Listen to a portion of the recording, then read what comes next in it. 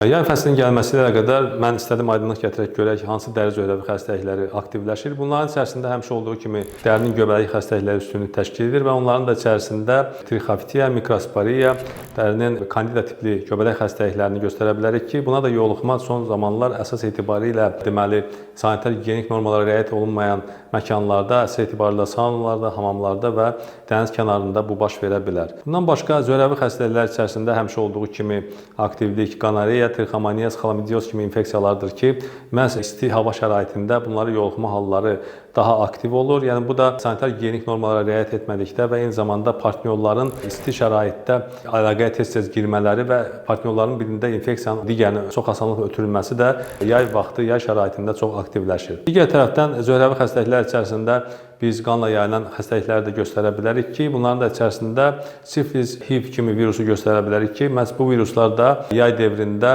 ola bilər ki, insanların miqrasiyası bir məkandan digər məkana asanlıqla getmələri, yəni ki, onların xarici ölkələrə səfər etmələri nəticəsində infeksiyanın xarici ölkələrdən gətirmələri ilə əlaqədar biz bu infeksiyaların da aktivləşməsinin şahidi oluruq.